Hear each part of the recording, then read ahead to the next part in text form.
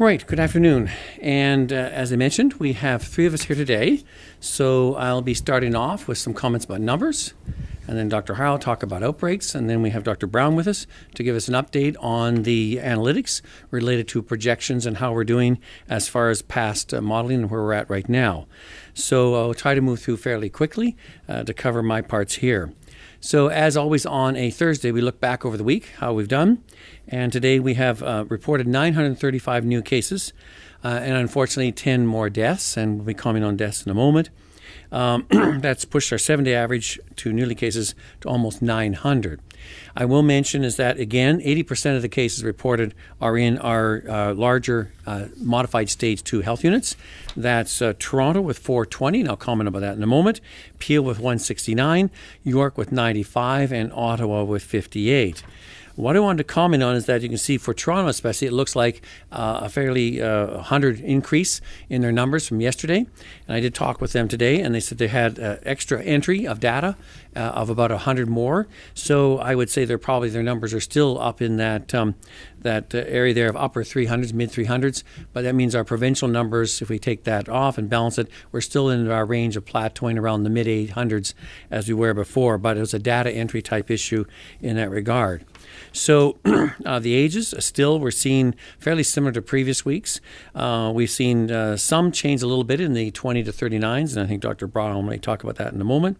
And I noticed that also Toronto said they're seeing some reduction in that number as well. So that may be for them is in giving some indication that some of the measures are having some impact in the Toronto area. In our testing, we did 35,621, and our positivity rate dropped down again to 2.9%. So it's been slowly hedging down over the last number of days, and that's also an important point to note. So our 7-day average, we're still averaging 34,452, and that's down a little bit from last week's 39,528. And our positivity, which was 3.1 before, it's up to 3.1, an increase of over 2.6 because we were coming up over the past week. So those are our numbers today, and I'm going to hand things over to Dr. Heyer to talk about outbreaks, and then I'll be back up later on for questions. So over to Dr. Heyer.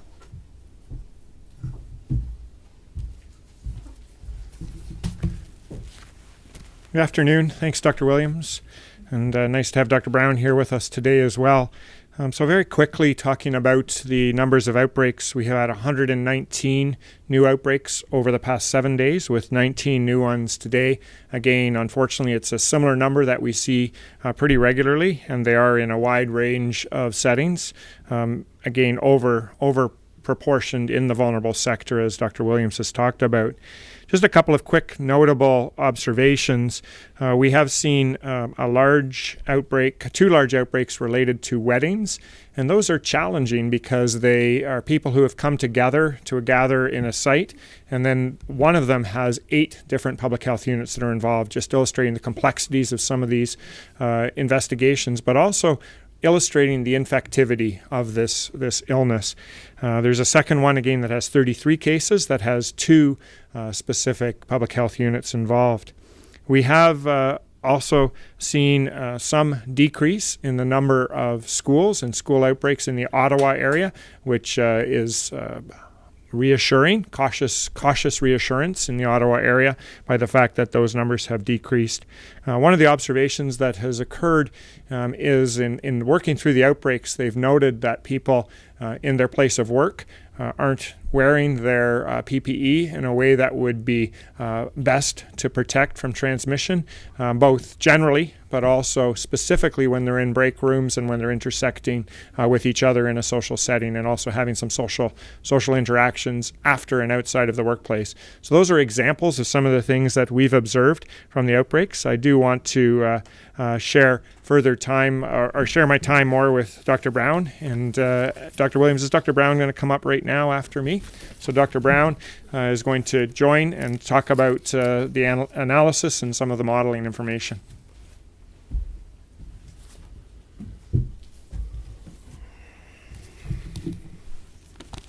Thank you, Dr. Hoyer.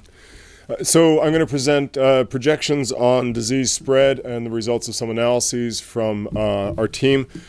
Although I'm presenting today, I want to pay special thanks to Dr. Beata Sander at the University Health Network and the University of Toronto and her team, Dr. Ashley Tweet and her team at the University of Toronto, Ms. Anna Greenberg at Ontario Health and her team, Dr. Michael Hilmer at the Ministry of Health and his team, and Dr. Peter Uni at the University of Toronto and Unity Health and his team. If you're following along in the slides, I'm just still on the title page.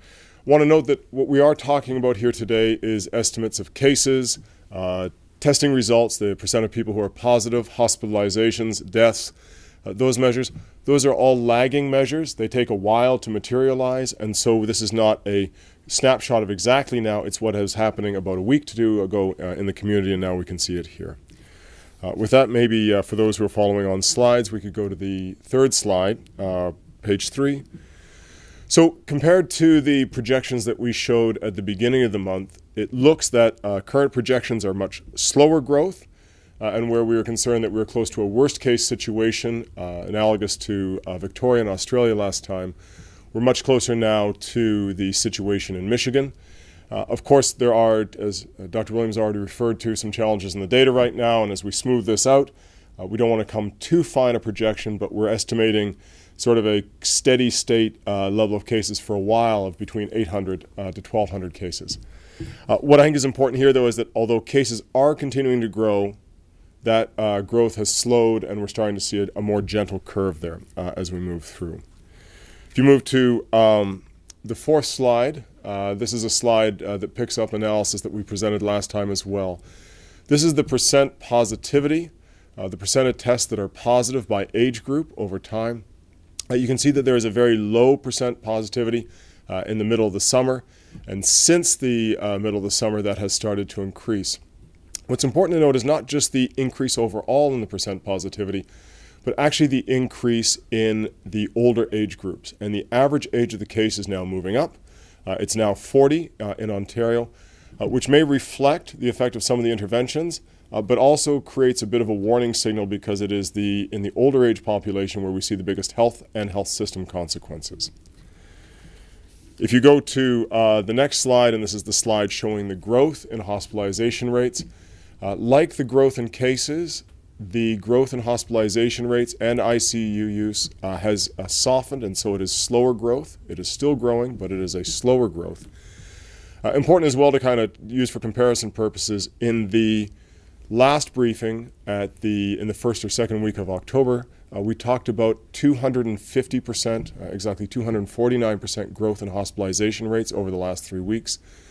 Updating that figure to the last 3 weeks from yesterday, it's now 56%, which is again still growing, still a cause for concern, but a much slower rate of growth. All this translates into estimates of ICU use or intensive care unit use that are much more within the realm or the limits of the health system right now. If you look at slide 6, under all 3 of our scenarios, we are showing much slower growth in intensive care unit use, and it's only in that worst case scenario now that we actually exceed the threshold of 150 beds in the intensive care unit.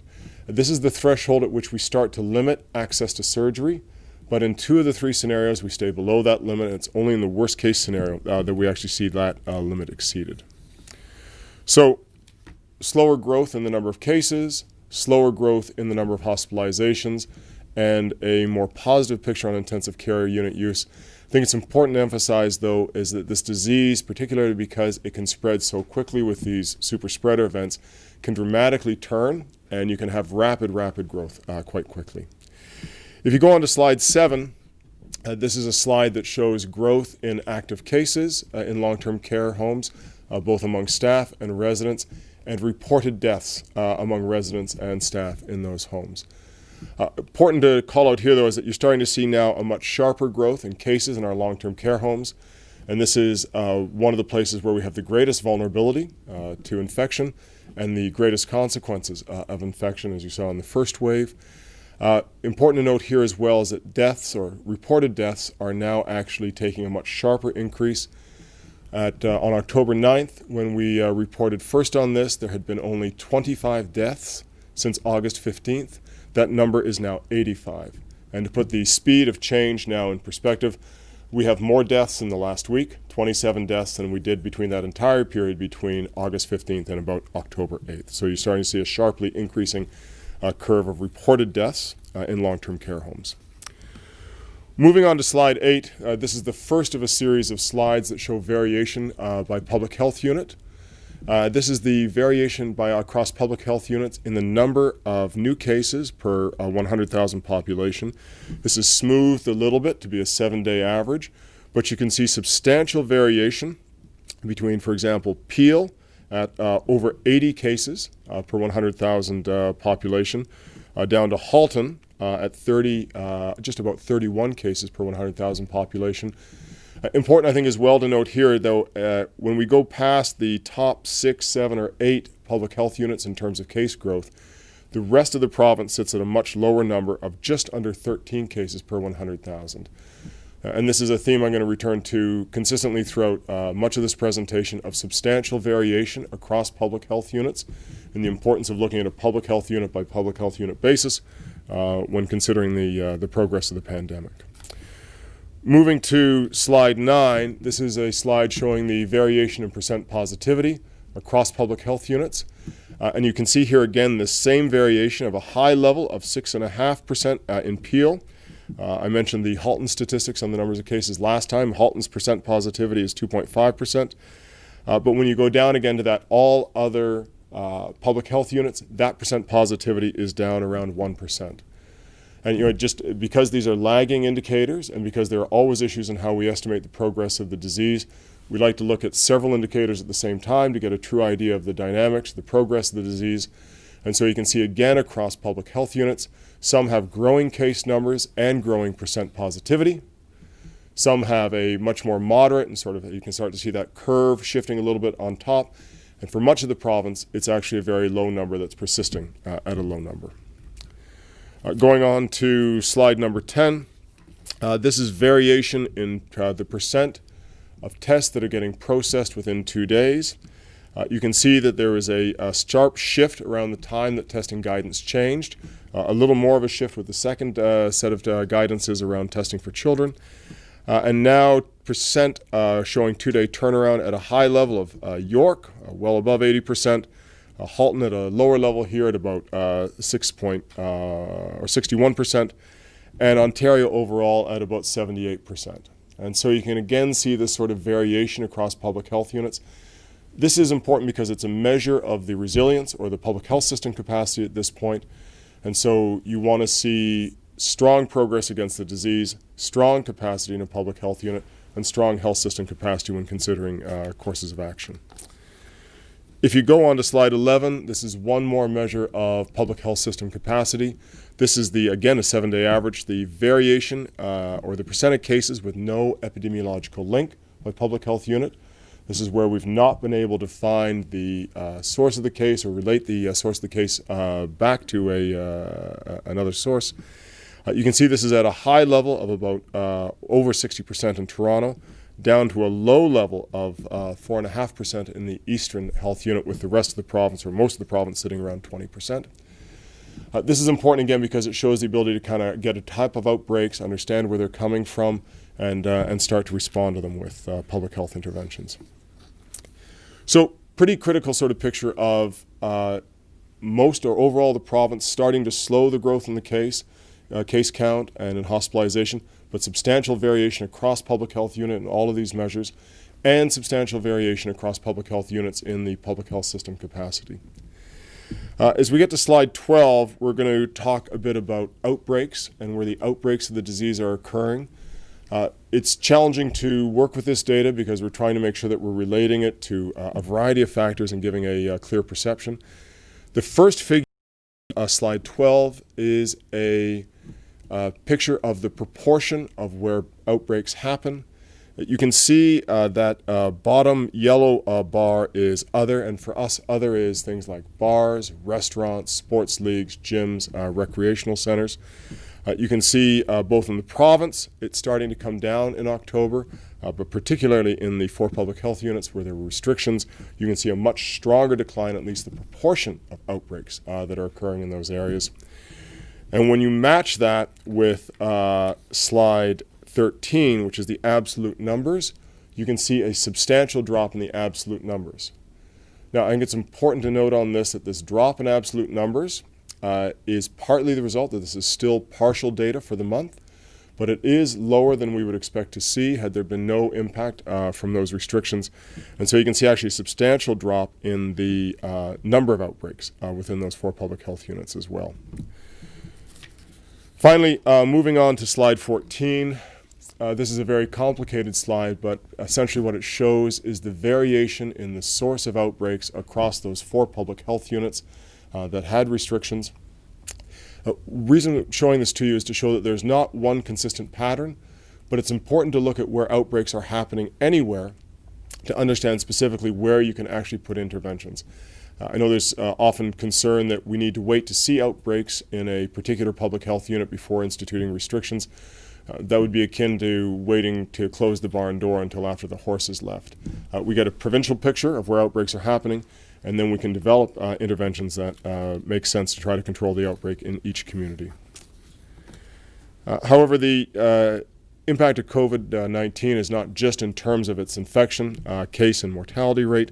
The impact is obviously on the entire health system. And if you look at slide 15, you'll get a sense of some of that impact on the entire health system. Access to care dropped substantially in the first wave. If you look here at this slide, and for those of you who are looking at it online or who have the slide deck in front of you, the blue shape behind the graph is actually the growth in cases attributed to COVID-19, and the lines are the shift in important services like surgery, diagnostic imaging, or emergency room use. And you can see during that very first wave, or the first wave in the spring and the summer, there is a substantial drop from what the volumes would have been had we persisted at 2019 levels. Those start to come up with Directive Number 2, which is the directive that has the gradual restart of surgery and other services. You can see it to continue along up until the beginning of August, where, at least for some of those services, it gets above the line and then dropping down again. This represents a deficit in access to care, people who require care and who are not able to receive that care, which obviously needs to be made up. And were we looking at other services such as immunization or mental health, we would likely find the same pattern, which is an important health consequence of the COVID-19 pandemic. So coming back to key findings from all of the analysis that we presented here, most indicators are showing a slowing growth in COVID-19 cases. The trajectory appears to be moving away from the worst case, but cases are continuing to climb. And so this is not that we have crested and are now coming back down the other side of the epidemic curve. We are just getting to a slower period of growth within that curve. It's going to be critical to level up public health system capacity across every public health unit to be able to respond effectively to the disease and control its spread. But understanding how these indicators sit within each public health unit is going to be critical. We're going to need to respond, or we'd recommend responding on a public health unit by public health unit basis to make sure that we can account for the regional variations in performance. The health system appears to be able to respond, at least in terms of need for intensive care unit at the current levels, but it's important to keep in mind that this disease, because it is susceptible to these super spreader events, can actually shift very quickly, and the regional picture particularly can shift very, very quickly. And it's important to as well keep in mind the long-term consequences of the COVID-19 pandemic, which will continue. The case growth and the spillover in older age groups that we showed early on will have consequences in terms of mortality.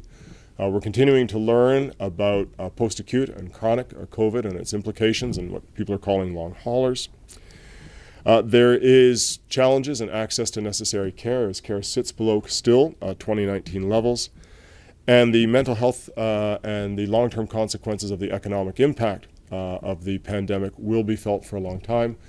And although the implications of the pandemic are incredibly inequitable right now, those long-term consequences will be even more inequitable. With that, I'll turn it over back to Dr. Williams.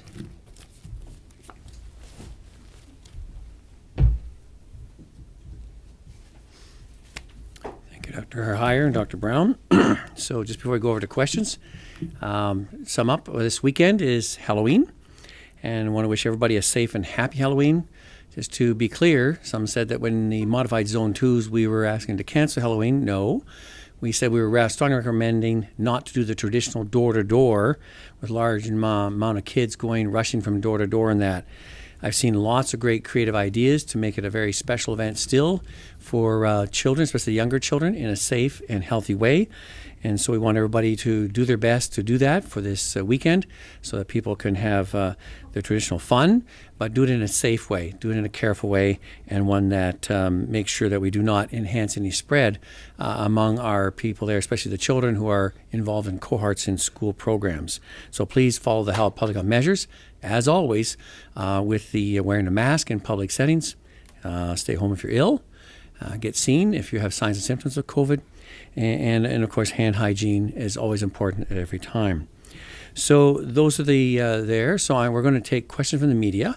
And so if you can ask questions, and if you have one specifically for either Dr. Heyer or Dr. Brown, please put that in your question, and we will rotate as best we can here to answer your questions in a timely way. So over to media. We'll go to the phone lines. Just a reminder, one question, one follow-up. Over to the first question, please. Your first question comes from Ashley Legasic with News Talk 1010. Please go ahead. Hi, doctors. Thanks so much for taking my question. My first question is, we've spoken to some business owners who say the reason why transmission, or I guess confirmation of an epidemiological link, appears more often with places like restaurants and gyms is because they have very thorough and accurate contact tracing. Something like public transit or a house party wouldn't have contact tracing. Is it safe to say restaurants and gyms aren't actually the problem here, considering the numbers we're still seeing after modified stage 2 was put in place? There's some merit in that. I think the fact that we've asked them to maintain the list of all the patrons who are in a place, and of course you have to lock it down to when there's a case linked to a certain night and a certain evening, is more challenging. So while it helps a bit, there are still challenges of identifying that, because you may be over 2 or 3 days with a lot of people to contact. So that makes the case contact management challenging. Some centers are good at it. Some have been less than vigilant in maintaining all those logs and the careful documents. So it's an area that we continue to watch, especially outside the modified stage 2s and in the north, to see how it's being handled in that. So the message, I think what you're saying is that if we're careful, in all those settings, we keep a log of who's there, because if there is an exposure that maybe was not the intent of the owner of the center, they would like to make sure that those other people at that time who might have been exposed are informed in a timely way, because places like gyms would like to keep their patrons healthy, and also restaurants, etc.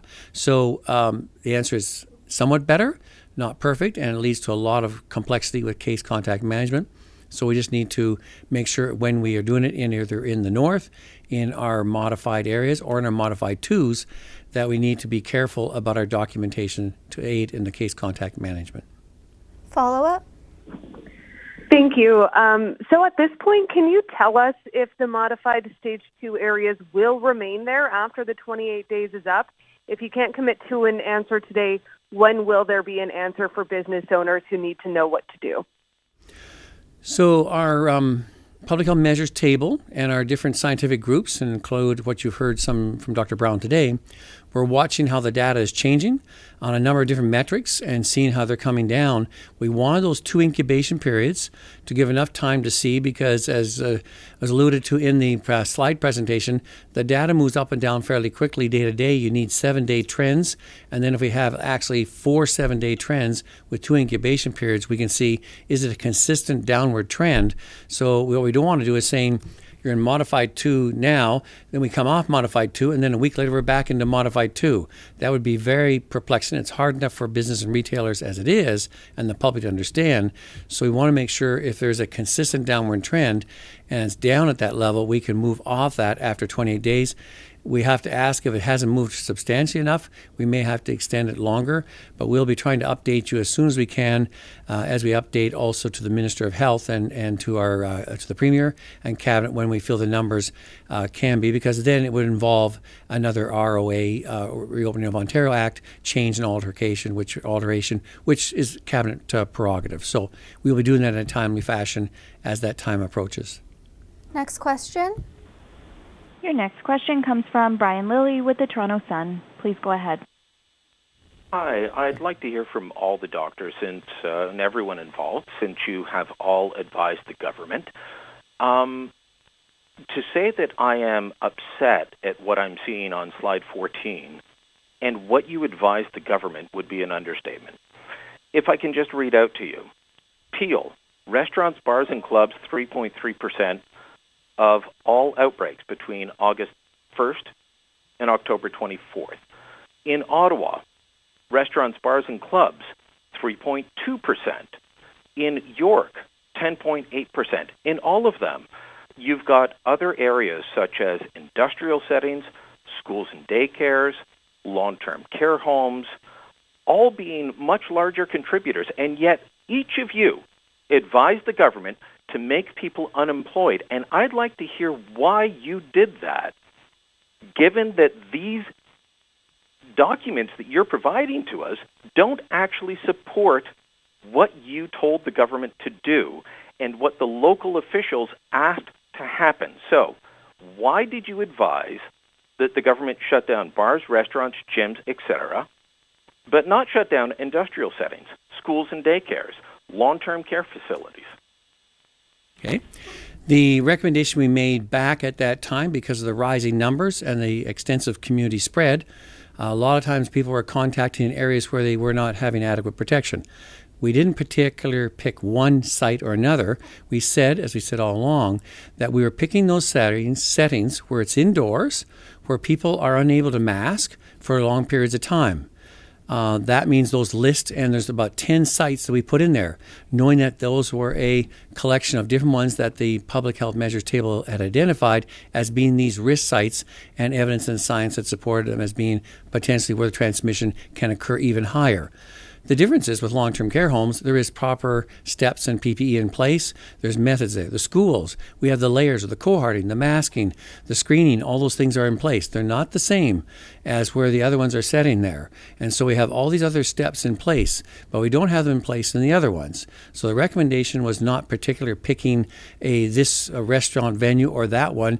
It's those settings where people sit for a period of time and have to take their mask off because it's hard to eat or have a drink with a mask on, and other settings that are similar, same with gymnasiums where it's aggressive and hard workout. So that, be clear, that was the recommendation, and this is showing here, as you can see. Now, I can see if Dr. Heyer or Dr. Brown want to make a comment accordingly in that. Dr. Heyer may have a comment, and because you asked each of us.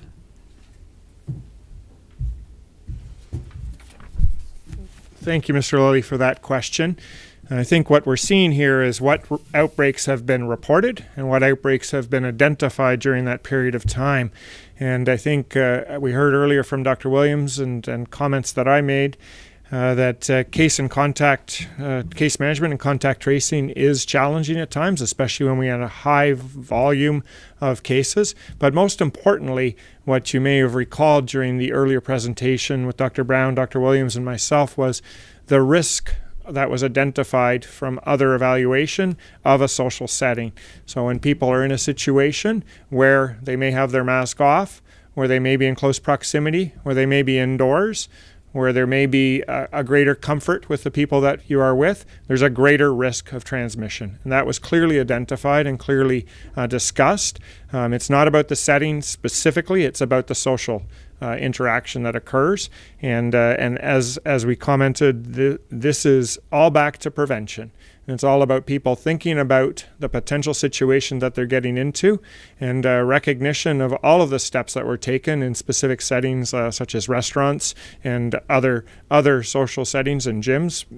The operators took many, many steps, and unfortunately there still were infections that are observed, not necessarily because of anything that the restaurant proprietors or operators did or anybody else. It's about the social setting and the infectivity of this virus that is so easily transmitted from person to person without people necessarily recognizing.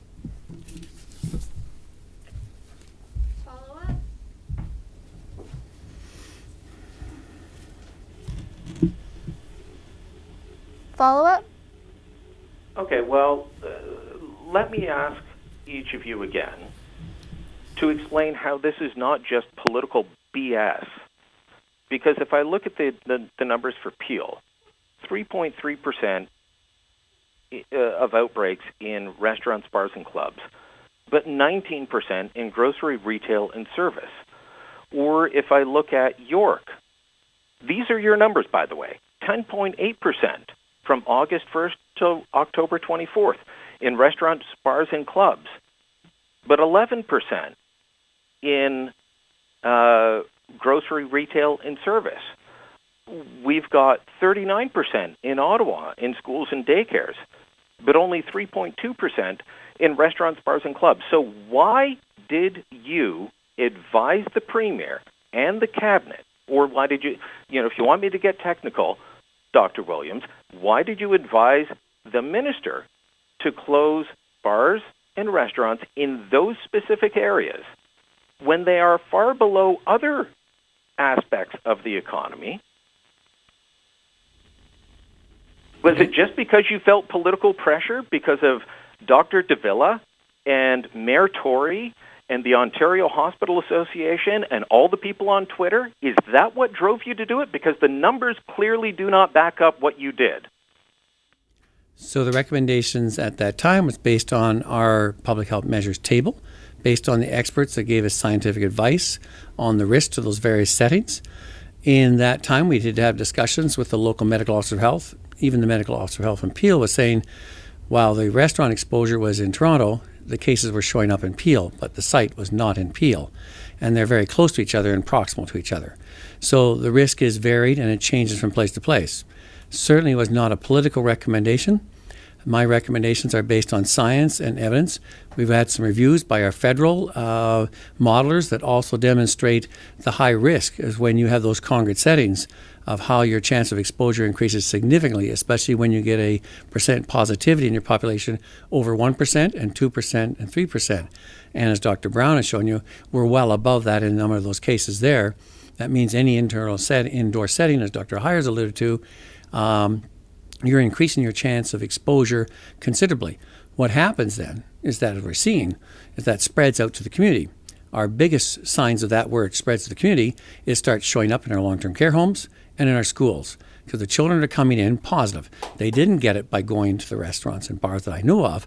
There's not spread that we've seen within the schools. We have no schools closed at the moment. But they're coming in, and they're coming in more positive cases from those settings where we have the large communal spread. And as Dr. Brown has shown you in the data, you can see those that have the modified 4s put in place.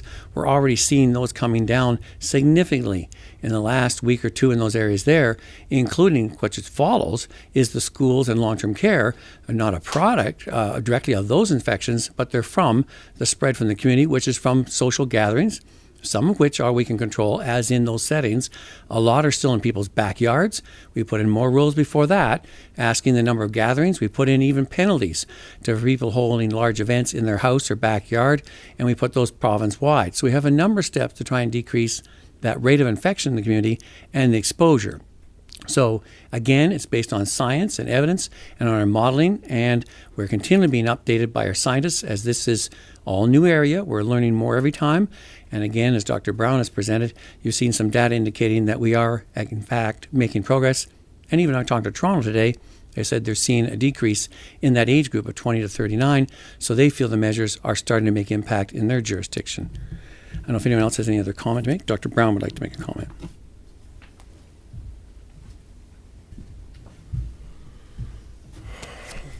Just to add as well, as we presented the last time, there's a fair amount, or not a fair amount, but there is emerging evidence that with controlled studies, that you actually see these as risk factors, and the risk factor of these sort of settings goes well beyond that for outbreaks to include community spread. Remember, outbreaks are not the only way that we see cases, and in the work that we quoted last time, actually you can see a substantial increase in the risk of transmission with those settings.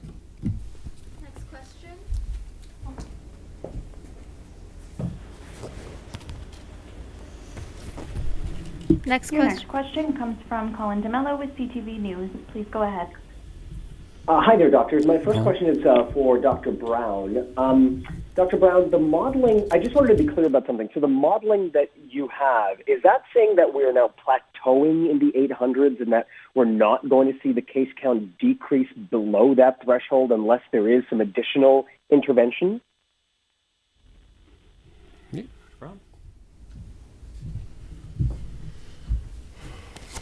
Thanks. The modeling that we're working on now suggests that we are slowing the growth of the case count in the province, and it suggests that we may find ourselves at 800, 1,000, or 1,200 as potential scenarios. Every day that we get data, we do update the models. You could start to see things crest even more, but it's too early to say that. Okay, and I wanted to know, Dr. Williams, your concerns about Italy, France, and Germany. Our first wave followed their first wave, and now those countries are implementing strict measures because of an explosion of COVID-19. Do you see that as a sign of things to come here in Ontario, or could we avoid those scenarios? Well, I think you raise a very good point, Colin, and we've been watching that. And as you recall, when our previous technical briefing with Dr. Brown, we compared to those countries. And what was evident at that time is that when you do interventions early and they're assertive, you have a better effect of bringing that down. Or you have to then do very strong measures later, such as you're seeing in France and others with lockdown and curfews and aspects like that. That's why when we mentioned before in the presentation here, prevention needs to start upstream a lot earlier with these measures and the public health measures we put in place, especially in these modified 2 zones, because we're hoping by doing that we can bend the curve. The rate of increase will be lessened. And as you remember before, Dr. Brown was saying if we didn't do any steps at all, we could have already been at 1,000 or 1,200 a day. We're just coming up to that. So we are slowing the curve and bending it. That means it's our plan. We don't have to push back on our hospitals. We don't have to put curfews and lockdowns. That's our plan. That's why we're doing this, and we're working assertively. But you have to do this up. If you wait until it's already upon you, it's usually too late, and you're going to have to go to those more extreme measures. So I think you raised a very good question, and I think what Dr. Brown said a couple weeks ago, we're actually seeing evidence that we moved off the Victoria model. We're much more close to Michigan, and let's see if we can keep doing and bending and turning it as we go forward. Next question. Your next question comes from John McGrath with TVO. Please go ahead. 2 questions, I think, best answered by Dr. Brown. Dr. Williams just mentioned that we are moving away from the Victoria scenario on the Michigan trajectory, and I know we've said a few times that modeling isn't prediction, but isn't this in some sense bad news? A prolonged period along the Michigan trajectory would actually mean more overall cases and, of course, more deaths than the higher peak but faster decline that we saw in Victoria.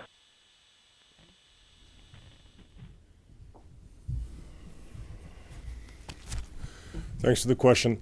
We haven't given a projection today of overall deaths. I think that would require a little more modeling, and I'd like to see a lot more data before we went out with that prediction. But what it does mean is that we've got a better sense of the impact on the health system and whether or not it's able to handle the current surge. I know you just said that you don't have an answer on deaths, but I am going to ask anyway. I mean, the modeling we received in April said between 3,000 and 15,000 deaths over the course of the pandemic. We passed 3,000 deaths earlier this month. Is there any sense you have today about what track we are on? You want to set? Okay. Back over to you, Dr. Brown.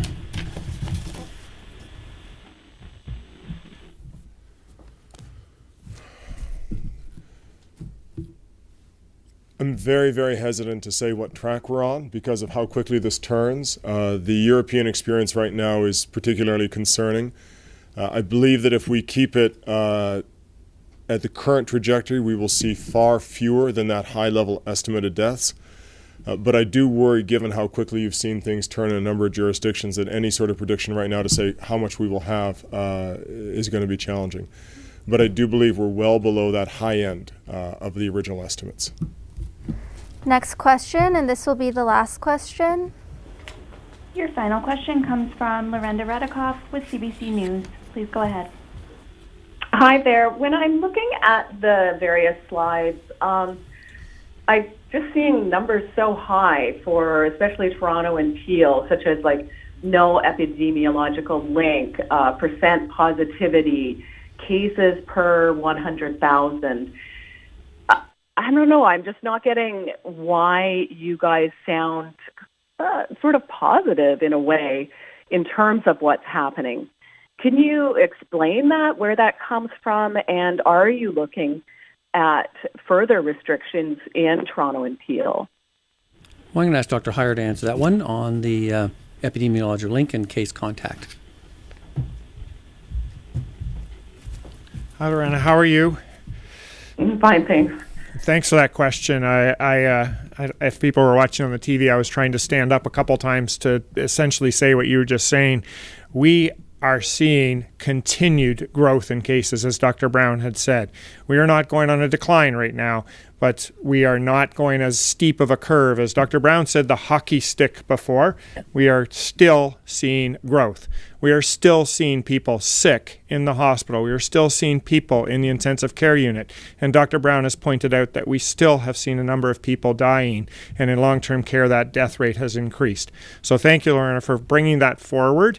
Having said that, what we're illustrating, or what Dr. Brown is illustrating and Dr. Williams has talked about, is that there is some slowing of that growth, which is so important because it speaks to the efforts that everybody is making. And that's a very challenging thing for all of us to do. Mr. Lilly pointed out some of the real challenges within a sector. Nobody is not recognizing how strong that challenge is for everybody.